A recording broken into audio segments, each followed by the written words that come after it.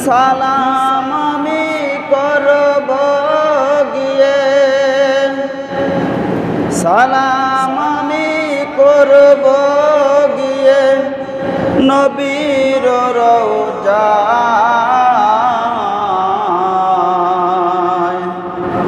মনে বড় আশা ছিল যাব মদিনায়।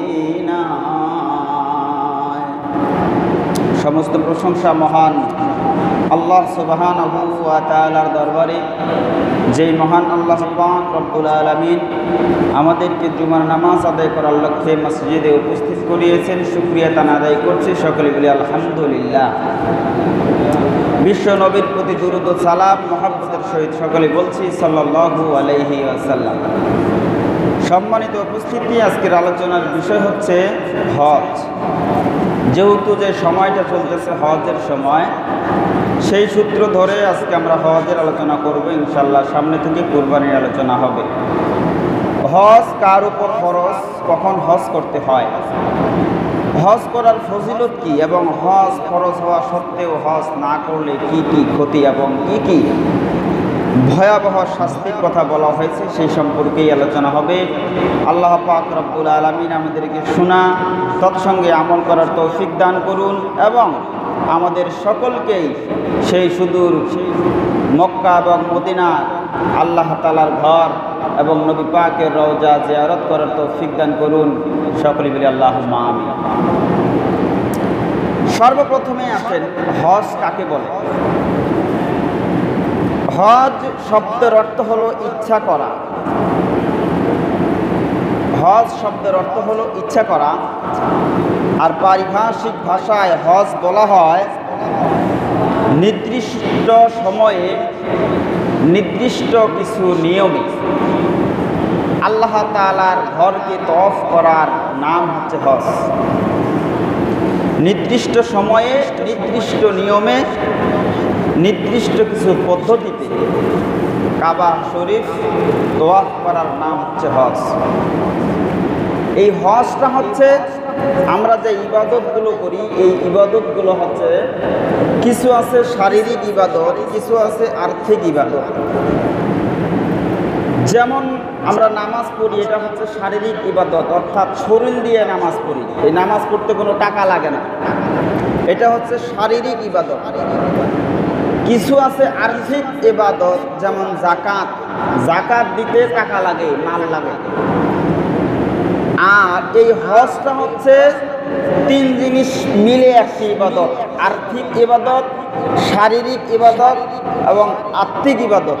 মানে এটা আত্মারও ইবাদত হয়, শরীর খাটাইয়া এই ইবাদত করতে হয়, এবং মাল খরচ করে এই ইবাদত করতে হয়। তিনটা জিনিস মিলে এই ইবাদতটা করতে হয়, তার নাম হচ্ছে কি বলেন? হজ। এই হজ ইসলামের স্তম্ভ, ইসলামের বুনিয়াদ বা ইসলামের খুঁটি হচ্ছে পাঁচটা। এই পাঁচটির ভিতরে একটা হচ্ছে হজ।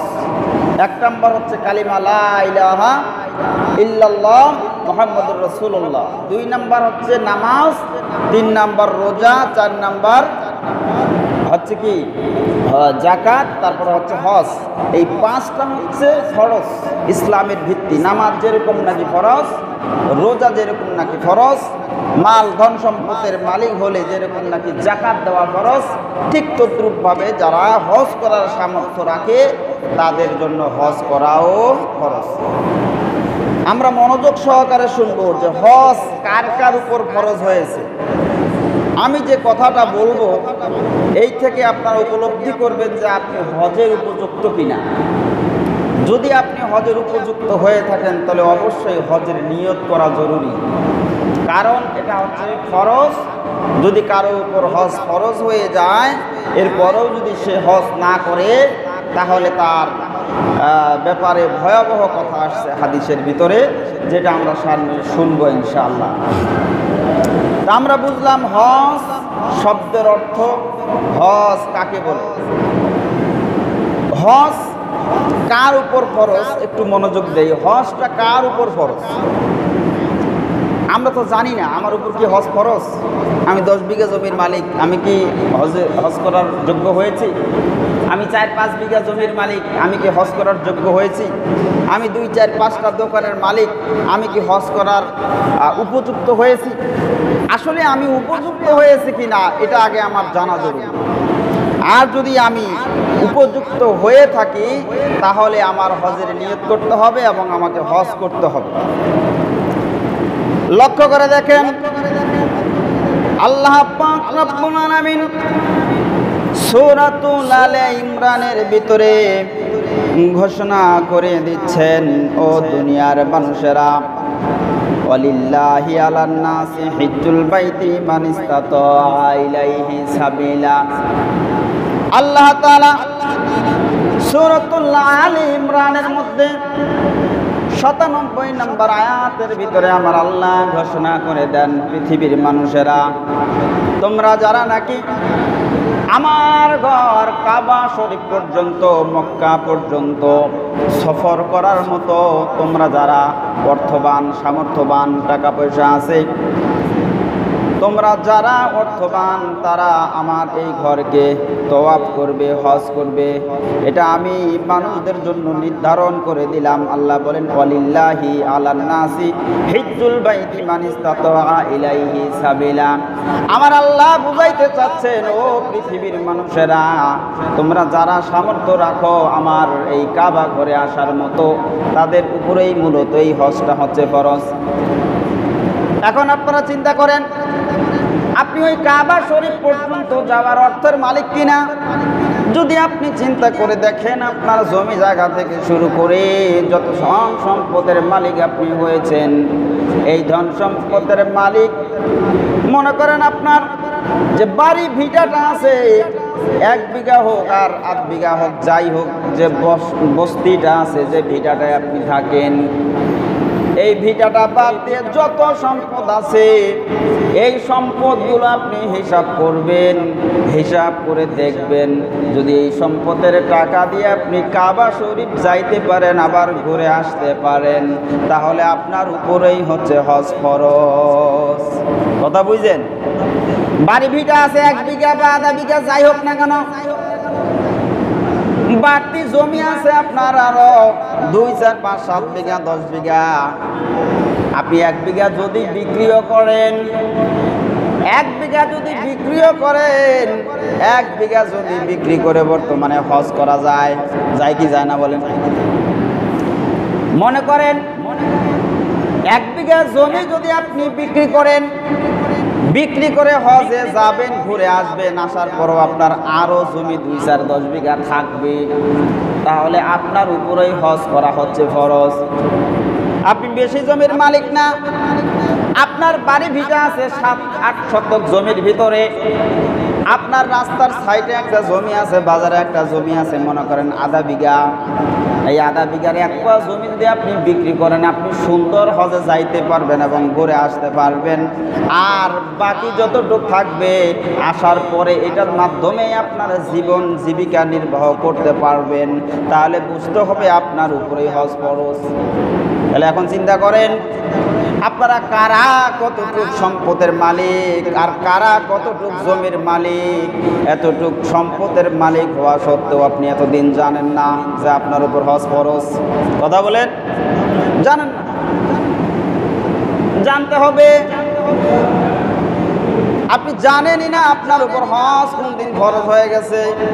লক্ষ লক্ষ টাকা দিয়ে জমি কিনেছেন, কার জন্য? এই জমিন তো পড়ে থাকবে। এই ধন সম্পদগুলো সন্তান ভোগ করবে, 100 বছর পরে কে খরচ করবে আপনি নিজেও জানেন না। শরীরের ঘাম ঝরিয়ে এই সম্পদ অর্জন করে রেখে গেলেন, মরার পরে আপনাকে হিসাব দেওয়া লাগবে, হজ করছিস না নাই। হিসাব দেওয়া লাগবে কি লাগবে না? তাহলে মানুষ টাকা কামাই করে মূলত খরচ করার জন্য। আপনি টাকা কামাই করে দুনিয়াতে জমা করে রেখে গেলেন, মরার পরে যখন প্রশ্ন করা হবে যে তুই হজ করছিস কিনা, টাকা তো ঠিকই কামাইছিস, বলেন তো জবাব দেওয়ার মতো কোনো বুদ্ধি থাকবে নাকি? কোনো বুদ্ধি থাকবে না। তাহলে যারা সামর্থ্যবান, আপনি হজে গেলেন 1 মাস বা 2 মাসের সফরে, এই সময়টুকুর মধ্যে আপনার সন্তান, আপনার স্ত্রীদেরকে টাকা পয়সা যা চলতে লাগে এই 2 মাস, এই সময়ের ভিতরে এতটুক ধন সম্পদ তাদেরকে বুঝিয়ে দিয়ে গিয়ে আপনি যদি মক্কা শরীফ যাইতে পারেন এবং ঘুরে আসতে পারেন, এতটুক টাকা যদি আপনার থাকে তাহলে আপনার উপর হজ ফরজ। এখন নিজে নিজে চিন্তা করেন কার কার উপর হজ ফরজ। 3 বিঘা জমি আছে বা 2 বিঘা জমি আছে, 1 বিঘা জমি যদি বিক্রি করেন, বর্তমান সময় কয় লাখ টাকা? 1 বিঘার টাকা কত? 8 লাখ না 10 লাখ? 12 লাখ। হজ করতে টাকা লাগে মাত্র বর্তমানে 5-6 লাখ। আধা বিঘা জমি বিক্রি করলে তাহলে হজ করা যায়। আপনি যদি মোটামুটি 2 বিঘা জমিরও মালিক হন, আধা বিঘা জমি বিক্রি করে আপনি হজ করতে পারবেন, আবার ফেরত আসতে পারবেন। আবার বাকি যতটুকু জমি আছে এর ভিতরে আপনি করে মিলে খাইতে পারবেন, জীবিকা নির্বাহ করতে পারবেন। তাহলে বোঝা গেল যদি 1 বিঘা জমি থাকে তারপরও আপনার উপর হজ ফরজ হয়ে আছে। কথা বলেন ঠিক কিনা? অথচ আমার 10 বিঘা জমি, 8 বিঘা জমি, 20 বিঘা জমি, হজের কোনো খবর নেই। এরকম লোক আছে না নেই? আছে লোক। তাহলে হজের নিয়ত কেন করতেছেন না এখনো? কেন হজ করতেছেন না? করার পরে যে প্রশ্ন হবে, ও বান্দা তোমার উপর হজ ফরজ হয়েছিল, তুমি কেন হজ করো নাই? বাংলাদেশের হাজিরা যত হাজি যায়, ওই মক্কা শরীফে যত দেখবেন বুড়া দাড়ি পাকা, দাঁত নাই, গোস্ত চাবের পায় না, ওইলে গেছে হজ করবার, দৌড়ি পায় না। হজ হাজি কারা হবে, হজ কারা করবে? সামর্থ্যবান, শক্তি লাগবে, বল লাগবে। কারণ এই হজের ভিতরে দৌড়াদৌড়ি করতে হয়, অনেক ভিড়ের ভিতরে পড়তে হয়, অনেক জায়গায় খুব দ্রুত হাঁটতে হয়। এই হজটা হলো যারা যুবক মানুষ তাদের জন্য। আজকে বাংলাদেশ থেকে যদি কোনো যুবক, কোনো এলাকা থেকে যদি এক যুবক আমি হজে যাবো, ভাই পাগলা হয়েছে নাকি রে, এলাই হজে যাবো? আমরা হাজি বলতে বুঝি দাড়ি পাকবে, শরীর চলবে না, গিরা গাড়ায় আর জোর থাকবে না, এ যাবে হজে। কথা কোন ঠিক কিনা? সারা জীবন উল্টা পাল্টা, সারা জীবন সুদ ঘুষ অন্যায় ব্যভিচারের ভিতরে লিপ্ত থেকে বুড়া বয়সে যখন দম চলে না, হাড্ডির ভিতরে আর ক্যালসিয়াম নাই, আর দৌড়াদৌড়ি করতে পারে না, তখন হজ করে সে হয় হাজি সাহেব। কথা কোন ঠিক কিনা? আবার মাহফিলের পোস্টারের নাম না দিলে 5-7 লক্ষ টাকা খরচ করে হজ করিয়েছি, মোর নামে হাজি লেখে নাই। এরকম হাজি আছে না নাই? কথা বলেন, কথা কয় না। ও মুরব্বী ঘুমান কে? আমার দিকে দেখেন, ঘুমাইলে হবে না, ঘুমাইলে হবে না। আজকে হজের বয়ান, হজের নিয়ত করতে হবে। বাংলাদেশ থেকে যত হাজি যা দেখবেন গিরা গাড়া জোর নাই, কমর সোজা হয় না, ও এখন হজের নিয়ত করছে। অথচ যখন সম্পদের মালিক ছিল, মন ভরে ঘুরতে পারতো, মন ভরে বেড়াইতে পারতো, হজ করতে পারতো, আল্লাহর ঘরটা তোয়াফ করতে পারতো, তখন যায় না। অথচ অন্য অন্য দেশে দেখবেন যত যুবকেরা আছে তারা হজে যায়, আর বাংলাদেশের সিস্টেম হয়েছে ভিন্ন। বাড়িটা ছাপ্পিটা দিয়া তারপর আমি হজে যাই, বেটি 2টা বিয়া দেওয়ার পরে আমি হজে যাব, এই ছেলেটাকে বিদেশে পাঠানোর পরে আমি হজে যাব, জমি জায়গাগুলা ভাগ করে দিয়াই হজে যাব। কারণ ঘুরি আসি পাও না পাও, কারণ আর তো লাট বল্টুয়া চলে না। দুনিয়ার যত কাজ আছে সব কাজ থেকে দিয়া হজের নিয়ত করে বাংলাদেশের মুসল্লি। অথচ হজ যখন ফরজ হয়েছে তখনই হজে যাওয়ার দরকার ছিল। হজ না করলে কি ক্ষতি হবে সামনে আসতেছে ইনশাআল্লাহ, খেয়াল করেন। হজ যাদের উপর ফরজ অবশ্যই তাদেরকে দ্রুত হজ করতে হবে। বাংলাদেশের হাজিরা যখন হজ করে যায় ওরা তো বুঝে না, কয় মক্কা শরীফ একটা হাজি হজ করে গেছে, যাহানে কয় মক্কা শরীফের মানুষগুলো তামলায় আরবি কথা কয়, নামাজের সূরা ফাতিহা খান আর আজান খান বাংলা দিয়ে দেয়। সূরা ফাতিহা খান আর আজান খান বাংলা দিয়ে দেয়, আর বাকি সব আরবি দিয়ে কয়। মানে এটা বাংলাদেশের শুনে আজান আর নামাজের সূরা ফাতিহা খান কয়টা হতে, তাহলে বাংলায় এইটা বাংলা দিয়ে, আর বাকি সব আরবি। সম্মানিত মুসল্লি, আল্লাহ পাক রব্বুল আলামিনের প্রিয় খলিল ছিল ইব্রাহিম আলাইহিস সালাতু ওয়াস সালাম। ইব্রাহিম আলাইহিস সালামের মাধ্যমে আল্লাহ পাক রব্বুল আলামিন এই কাবা ঘরটাকে নির্মাণ করছেন। ইব্রাহিম আলাইহিস সালামের আগে ওই কাবা ঘর নির্মাণ হয়েছে, হযরতে আদম আলাইহিস সালাম নির্মাণ করেছেন। তার আগেও নির্মাণ হয়েছে, এই কাবা ঘরকে নির্মাণ করেছে ফেরেশতারা। এই পৃথিবী ছিল না, শুধু ছিল পানি আর পানি, সমুদ্র আর সমুদ্র। আল্লাহ পাক রব্বুল আলামিন যখন পৃথিবী সৃষ্টি করবেন, তখন পৃথিবীর একদম মাঝ স্থান সেটা হলো বর্তমানে যে কাবা ঘর, এটা হচ্ছে মূল কেন্দ্র, এটা হচ্ছে রাজধানী। এটা কি রাজধানী? আল্লাহ পাক রব্বুল আলামিন এই রাজধানীর ভিতরে পানি যখন পাক খাওয়ালেন, ওই পাকের ভিতরে যে ফেনা সৃষ্টি হলো, এই ফেনাকে কেন্দ্র করে ওই জায়গায় ফেরেশতারা এই কাবা ঘর, আল্লাহর ঘর সৃষ্টি করলেন, যেই ঘরকে বলা হয়েছে প্রথম ঘর। কি ঘর? প্রথম ঘর পৃথিবীর। ইন্না আউওয়ালা বাইতিন, নিশ্চয়ই এটা হচ্ছে পৃথিবীর প্রথম ঘর। সুবহানাল্লাহ। ফেরেশতারা ঘর নির্মাণ করছেন। আদম আলাইহিস সালাম যখন পৃথিবীতে আল্লাহ পাক রব্বুল আলামিন পাঠায়া দিলেন, তখন ঘরের চিহ্ন ছিল না। আল্লাহ পাক রব্বুল আলামিন আদম আলাইহিস সালাম এবং হাওয়া আলাইহিস সালামকে দেখা করিয়েছেন আরাফার মাঠে।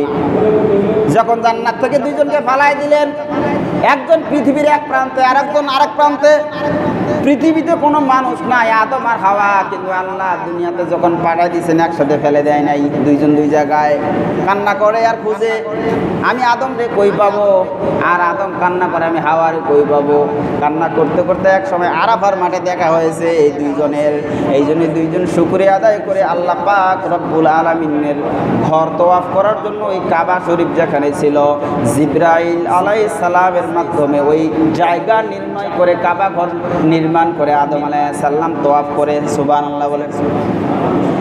এইভাবে যখন আস্তে আস্তে ওই যে নূহ আলাইহিস সালামের সময় যখন গোটা পৃথিবী নদীতে নদী হয়ে গেল, প্লাবন হয়ে গেল, সমুদ্র হয়ে গেল, পানিতে গোটা পৃথিবী ডুবে গেল, তখনও কিন্তু কাবা শরীফটা চিহ্ন ছিল না। তখন পরবর্তীতে হযরতে ইব্রাহিম আলাইহিস সালাতু ওয়াস সালাম ওই ঘর নির্মাণ করলেন।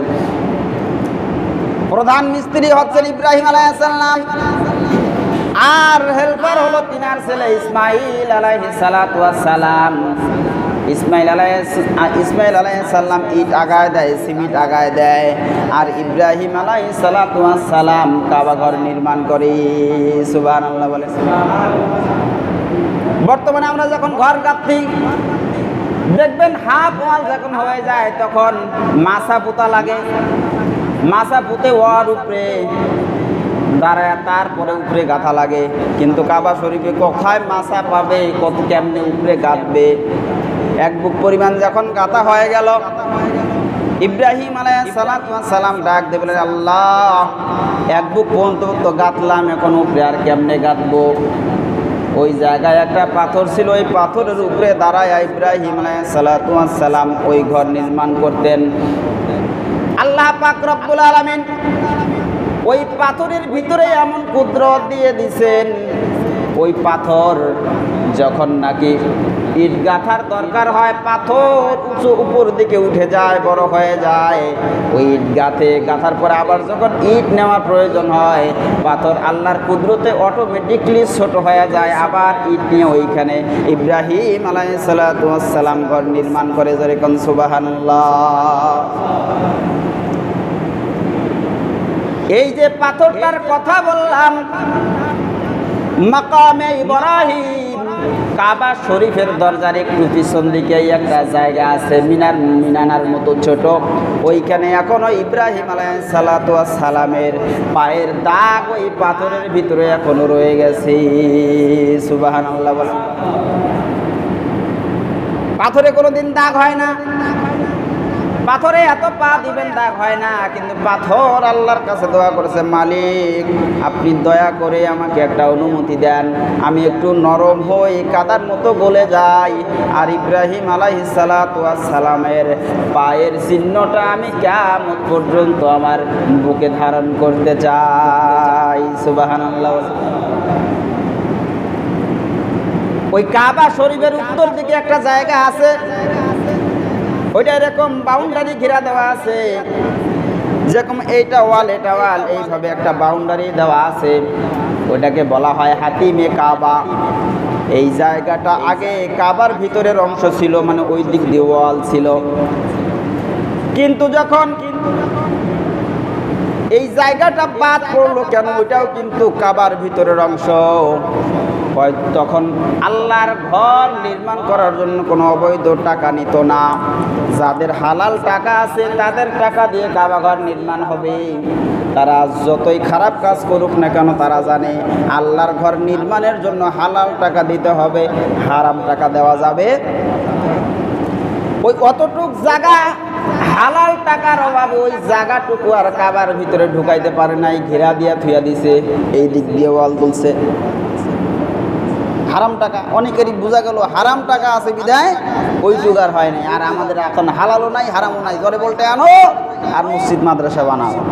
কতক্ষণ ঠিক না ঠিক? এটা বোঝা গেল মসজিদ মাদ্রাসা করতে হলে হালাল টাকা লাগবে। হাতিমে কাবা তার প্রমাণ। ওই জায়গাটা এখনো ঘিরাও দিয়ে রাখছে, ওইটা ওয়াল করিয়া কি করতে পারতো, উঠাইতে পারতো, কিন্তু করে নাই। টাকা কম, হারাম টাকা নিব না, হালাল টাকা, ওই জায়গাটা সাইড করে রাখিয়া ছোট করিয়া দিয়েছে। আজকে আমাদের মসজিদ খুব চাকচিক টাইলস, কিন্তু মুসল্লির খবর নাই, হালালের খবর নাই, সব হারাম দ্বারা পরিপূর্ণ। ইব্রাহিম আলাইহিস সালাতু ওয়াস সালাম তিনি ছিলেন আল্লাহ তাআলার খলিল, আল্লাহ তাআলার হাবিব, প্রিয় বন্ধু। আর আমাদের নবীও ছিলেন আল্লাহ তাআলার হাবিব বন্ধু। আমাদের নবী ছিলেন হাবিব, আর ইব্রাহিম আলাইহিস সালাম হলেন খলিল, দুজনে কিন্তু বন্ধু। কিন্তু ইব্রাহিম আলাইহিস সালাম কেমন খলিল, আল্লাহ তাআলার অসংখ্য পরীক্ষা পরীক্ষা পরীক্ষা পরীক্ষা পরীক্ষা পরীক্ষায় তিনি খালি পাস করেন। সুবহানাল্লাহ বলেন। আল্লাহ খালি পরীক্ষা নেয়, এই পরীক্ষা দে সেই পরীক্ষা দে, কাবা বানা, তোর বেটাটা কুরবানি দে, সোয়া ছোট মক্কা থুইয়া কোনো মানুষ নাই আশেপাশে, এগুলো থুইয়া চলে যা। এইভাবে এত পরীক্ষা হযরত ইব্রাহিম আলাইহিস সালাম দিয়েছেন, শেষ পর্যন্ত আগুনে ফেলছেন। সুবহানাল্লাহ বলেন। আল্লাহর জন্য কুরবানি দিছে খলিল। আর আল্লাহ পাক রব্বুল আলামিন তিনার হাবিব বলেন আমাদের নবী, তিনার কোনো পরীক্ষা লাগে না, আল্লাহ শুধু দেয় দেয় আর দেয়, দেয় আর দেয়, কোনো পরীক্ষা লাগে না। সুবহানাল্লাহ বলেন। এলো হাবিব আর খলিলের ভিতরে পার্থক্য। আল্লাহ পাক রব্বুল আলামিন বলেন ইন্না আউওয়ালা বাইতিন বুজিয়া লিন-নাস, এই ঘরটা হচ্ছে পৃথিবীর প্রথম ঘর। বুজিয়া লিন-নাস, এই ঘরটাকে আমি আল্লাহ পাক রব্বুল আলামিন মানুষদের জন্য কি করে দিছি, নির্দিষ্ট করে দিছি। এটা মানুষদের জন্য নির্দিষ্ট করে দিছি। বিবাক্কাতা, ওই মক্কা শহরের নাম ছিল বাক্কা, এখন আমরা শুনি মক্কা। বিবাক্কাতান, এই ঘরটা কোথায় আছে জানেন? এই ঘরটা আছে মক্কা শহরে, অন্য কোথাও না। অন্য কোথাও গেলে এই ঘর তোমরা পাবা না। এই আয়াতের শানে নজুলে আসছে, ইহুদিরা দাবি করতেছিল যে আমাদের যে মসজিদে আকসা আছে এটাই দুনিয়ার পৃথিবীর প্রথম ঘর। কিন্তু আমার আল্লাহ তাআলা কোরআন আয়াত নাজিল করে জানায় দিলেন, না না, পৃথিবীর প্রথম ঘর হচ্ছে আমার কাবা ঘর। সুবহানাল্লাহ বলেন। আল্লাহ বলেন সেটা আবার কোথায়? আল্লাহ নিজে বলে দেন বিবাক্কাতা, সেটা হচ্ছে মক্কায়। মুবারাকান, এই জায়গাটা হচ্ছে এমন মুবারক, এমন বরকত সম্পূর্ণ। পৃথিবীতে যত বরকত আল্লাহর নাজিল হয়, এই যত বরকত আল্লাহ পৃথিবীতে বরাদ্দ করেন, সব বরকত কাবা শরীফের ওই ছাদের উপরে আল্লাহ নাজিল করেন। সুবহানাল্লাহ বলেন। হুদাল লিল আলামিন, এই মক্কাটা, এই কাবাটা একটা দুইটা নয়, হুদাল লিল আলামিন, গোটা পৃথিবীর জন্য এই কাবা ঘরটা হচ্ছে হেদায়েত স্বরূপ। জোরে কোন সুবহানাল্লাহ। এতগুলো মানুষের সুবহানাল্লাহ, জোরে কোন সুবহানাল্লাহ। ফিহি আয়াতুন, এইখানে রয়েছে আল্লাহর অনেক নিদর্শন, অনেক নিদর্শন। বাগ্যনাতুন মাকাম ইব্রাহিম, নিদর্শনের ভিতরে একটা নিদর্শন আল্লাহ উল্লেখই করে দিলেন, সেটা হলো ওই যে ইব্রাহিম আলাইহিস সালামের পায়ের ছাপ এখনো পাথরের ভিতরে বিদ্যমান। সুবহানাল্লাহ বলেন। ওমান দাখালা, যে ব্যক্তি এই মক্কা শরীফে দাখিল হয়ে যাবে, প্রবেশ করবে, কানা আমিনা, এই ব্যক্তি নিরাপদ, একদম নিরাপদ। কোনো শত্রুও যদি ঢুকে সে নিরাপদ। কাজিয়া লাগছে, ঝগড়া লাগছে, দৌড়িয়ে আসিয়ে যদি মক্কা শরীফে ঢুকে নিরাপদ, তাকে আর কেউ কিছু করতে পারবে না। তাহলে মসজিদ হচ্ছে ওই কাবা শরীফের অংশ, মসজিদেও যারা ঢুকবে তারা হচ্ছে নিরাপদ। কিন্তু বলেন দেখি, আজকাল মসজিদেও মানুষ নিরাপদ নয়। কিছুদিন আগে দেখেছি মসজিদের ভিতরেও মারামারি করে দুই তিনজনকে হত্যা করে ফেলছে। কেমনে নিরাপদ? যদি মসজিদ মসজিদের মতো হয় আর মুসল্লি মুসল্লির মতো হয় তবেই হবে নিরাপদ। আজকে মসজিদেও নিরাপদ নয়, বাইরেও নিরাপদ নয়, মা বাবার কোলে সন্তানও নিরাপদ নয়। কথা কোন ঠিক কিনা? এই 2 দিন আগের মনে হয় ঘটনা, কুড়িগ্রামে 12-13 বছরের একটা বাচ্চা, মেয়ে বাচ্চা, ঘুমাইছে, শুধু খাওয়া দাওয়া করে ঘুমাইছে। রাত যখন অদ্যাবধি হয়ে গেছে, মা বাবা সন্তানকে ডাইকে তুলছে, জান্নাতি নাম মনে হয়, অনেকে হয়তো দেখেছেন, ডাক দিয়ে তুইলা কয় মেয়ে উঠ।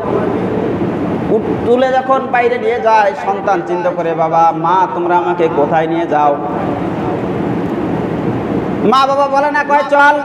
এবার সে মনে করে হয়তো কোনো গুরুত্বপূর্ণ কাজের জন্য আমাকে ডাকতেছে। এবার যখন কোনো কথা বলে না, ঘুম ঘুম ভাব চোখের ভিতরে এখনো আছে। 12-13 বছরের বাচ্চা কি বুঝে? যাইতে যাইতে দেখে তার চাচিও সামনে, 3 জন মিলে ওই বাচ্চাটাকে, 12-13 বছরের মেয়ে বাচ্চাটাকে নিয়ে যায়। যাইতে যাইতে দেখে আবাদি ফসলের ভিতর দিয়ে ভুট্টা ক্ষেতের ভিতরে নিয়ে যায়। যাওয়ার পরে যখন বুঝছে এদের আচার ব্যবহার ভালো না, যখন দৌড় দিছে, পিছন দিক থেকে আঘাত করে বাচ্চাটাকে সেখানে ফালায় দিছে। মা বাবা এবং চাচি মিলে ওই মেয়েটাকে কুপিয়ে কুপিয়ে ওই ভুট্টা ক্ষেতের ভিতরে হত্যা করছে। নাউজুবিল্লাহ বলবেন না? কেন? 32 বিঘা জমির জন্য। কিসের জন্য? 32 বিঘা জমির জন্য নিজের সন্তানটাকে এইভাবে হত্যা করলো। বেশি দূরও নাই যে কুড়িগ্রামের ঘটনা।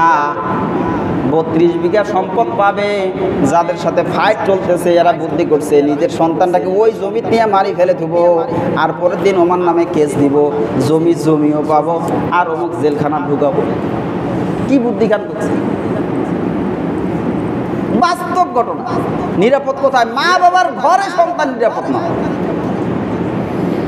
তারপরে যখন কেস দিয়ে সবাইকে ধরে নিয়েছেন, কাউ তো শিকার হয় না রে। তারপরে মা বাবা ধরিয়ে চাষিক ধরি জেলা নিয়ে গেছে, বাটাম জেলা দিছে, চাষি সেলা শিকার হয়েছে, সেলা আস্তে আস্তে মাও শিকার হয়েছে, বাপও শিকার হয়েছে। তাহলে মানুষ আজ নিরাপদ কোথায় বলে? মা বাবার ঘরেও মানুষ নিরাপদ নয়।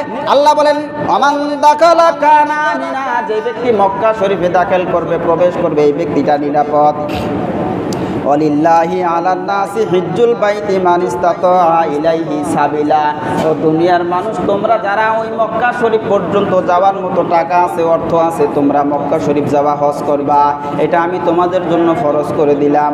ওমান কাফারা, যে অস্বীকার করবে, মামুই জানি না, টাকা আছে মোর আছে, যে নাকি অস্বীকার করবে, ফাইনাল্লাহা গনিয়্যুন আনিল আলামিন, আল্লাহ পাক রব্বুল আলামিন বলেন, তুই যদি ঘাড় তেরিয়ে করিস, তোর সম্পদের আমার কোনো দরকার নাই। আল্লাহর কি কোনো অভাব আছে নাকি? আল্লাহ তো আমি কবে কি, তোর ওই 2-4 টাকা, 2-4-10 লাখ টাকা আল্লাহ দরকার আছে? অথচ হজ করলে আল্লাহ পাক রব্বুল আলামিন তার সম্পদের ভিতরে বরকত দিয়ে দেয়। সুবহানাল্লাহ বলে। লক্ষ্য করে দেখেন, একটা হাদিস বলে শেষ করব। আল্লাহর নবীজি সাল্লাল্লাহু আলাইহি সাল্লাম বলেন, মান আরাদাল হাজ্জা, যারা নাকি হজের নিয়ত করেছেন, ফালিউআজ্জিল, সে যেন তাড়াতাড়ি হজ করে। কেন? হজ এখন ফরজ হয়েছে, কয়েকদিন পরে তার সম্পদটা নাও থাকতে পারে, সে অসুস্থ হয়ে যেতে পারে, অথবা কোনো বড় ধরনের কারণে তার সম্পদটা নাই হতে পারে। আপনার 5-7 বিঘা সম্পত্তি আছে, এখন একটা কিডনি ড্যাম হয়ে যাবে, কয় 2 বিঘা জমি বেচাইলে তার কিডনিটা ঠিক হবে, আপনি জমি বেচাতে বাধ্য। কিন্তু আল্লাহ যে ডাকলেন, মক্কায় আয়, আপনি আমি গেলাম না। এই জন্য বলা হয়েছে, যাদের উপর হজ ফরজ করা হয়েছে, তোমরা তাড়াতাড়ি হজ করো। কারণ যে কোনো আপদ বিপদ বালা মুসিবত এর কারণে তোমাদের এই যাত্রাতে বাধা পড়তে পারে। হাদিসের ভিতরে আসছে, যারা হাদিসে কুদসির ভিতরে আসছে, যাদের উপর হজ ফরজ হলো, প্রথম বছরে গেল না, দ্বিতীয় বছরে গেল না, এইভাবে 5 বছর হজ করলো না, আল্লাহ পাক রব্বুল আলামিন বলেন এর মতো নিমক হারাম আর এর মতো অপদার্থ বান্দা আর আমার হয় না। নাউজুবিল্লাহ বলেন। এ তো অপদার্থ। দেখুন রাসূল কি বলেন, যার উপর হজ ফরজ হলো আর হজ সে করলো না, এই ব্যক্তিটা খ্রিস্টান হয়ে মরল নাকি ইহুদি হয়ে মরল আমি নবী সেটা জানি না। হজ ফরজ কিন্তু হজ করে নাই, আল্লাহ নবী বলেন সে খ্রিস্টান হয়ে মরল না ইহুদি হয়ে মরল এটা আমার দেখার বিষয় না। মুসলমানের নাম নাই, এটা কয় নাই যে মুসলমান হয়ে মরল না খ্রিস্টান হয়ে মরল, এটা না। মুসলমান তো নাই, খ্রিস্টান হয়ে মরল না ইহুদি হয়ে মরল সেটা আমি জানি না, মানে মুসলমানের মরণ নাই। এটা আমার কথা না, আপনার কথা, নবীজির কথা। এই জন্য যাদের উপর হজ ফরজ হয়েছে দ্রুত হজ করতে হবে, না হয় এই মহা ভয়াবহ কথা কিন্তু আল্লাহ নবীজি সাল্লাল্লাহু আলাইহি সাল্লাম বলে গেছেন। আর হজের সওয়াব সংক্রান্ত অনেক হাদিস রয়েছে। হজ করলে আল্লাহ তাআলা একটা বাচ্চা যেমন আজকে ভূমিষ্ঠ হয় এরকম একদম নিষ্পাপ ওই বান্দাকে ফিরিয়ে দেয়। সুবহানাল্লাহ বলে। হাজি যে দোয়া করে তার দোয়াও কবুল হয়, যার জন্য দোয়া করবে সেই দোয়াও আল্লাহ কবুল করে নেন। সুবহানাল্লাহ। এই জন্য যারা হজে যায় আমরা কই মোর জন্য না দোয়া করেন, আমার জন্য একটু দোয়া করেন। এই জন্য হাজি যারা যাবে তাদের জন্য দোয়া করা। আর আল্লাহ যে বললেন এটা হচ্ছে আমার নিদর্শন, এই মক্কা যেমন এই যে পায়ের ছাপ আছে, এটা না, আরেকটা দেখাই আপনাদেরকে, এই জমজম কূপ। কি কূপ? জমজমের পানি যে আমরা খাই, আমাদের এখানে তো যদিও হজ করতে কেউ যায় নাই, অনেকে আমরা জমজম কূপের পানি খাইছি, খাই নাই? জমজমের কূপের পানি একটা চুয়া, একটা কূপ, মক্কা, গোটা মক্কার মানুষ খায় এবং পাইপ লাগে মক্কা থেকে মদিনা, আমার গেট থেকে ঢাকা, এতদূর পর্যন্ত পানি সাপ্লাই হয়, ওখানে চলে, পানি শেষ হয় না। সুবহানাল্লাহ। এগুলো সব আল্লাহর কুদরত, সব আল্লাহর নিয়ামত। এই জন্যে আপনাদের কাছে আহ্বান, যারা এতক্ষণ দ্বারা বুঝলেন যে আমার উপর হজ ফরজ, নিয়ত করে ফেলেন। নিয়ত করলে আল্লাহ কবুল করবে। বন্ধু কয় কি রে মোর ভাঙ্গা বাড়িটা না বেড়ে আসিস কেন রে, যাস কেন রে? আল্লাহ ডাকে, এ বান্দা আমার পুরাতন ঘরটা যাস রে। বাইতুল আতিক বলা হয়েছে পুরাতন ঘর, কারণ পৃথিবীর প্রথম ঘর এটা। আল্লাহ বলে, আল্লাহ দেখে কোন বান্দাটা আমার বাড়িতে যাবার চায়। যেই বান্দা যাবার চাবে আল্লাহ ওই বান্দাকে বাড়িতে নিয়ে যাবে, যাই যাবারে চাবে না নিয়ে লাভ আছে। এই জন্য আমাদের আগ্রহ প্রকাশ করতে হবে। আমরা যদি আগ্রহ করতে পারি তবেই আল্লাহ তাআলা আমাদেরকে কই নিয়ে যাবে, তিনার ঘরে নিয়ে যাবে। কিন্তু আমরা যদি আগ্রহই না করি তাহলে আমাদেরকে কেমন নিয়ে যাবে বলেন? এই জন্য যাদের উপর হজ ফরজ আমরা নিয়ত করি হজ করার জন্য। মনের যদি প্রেম যদি থাকে, ভালোবাসা যদি থাকে, তাহলে আল্লাহ তাআলা আমাদেরকে মক্কায় নিয়ে যাবে। একটা সুন্দর ঘটনা ছিল যে আল্লাহর সাথে প্রেম করলে কেমনে নিয়ে যায়।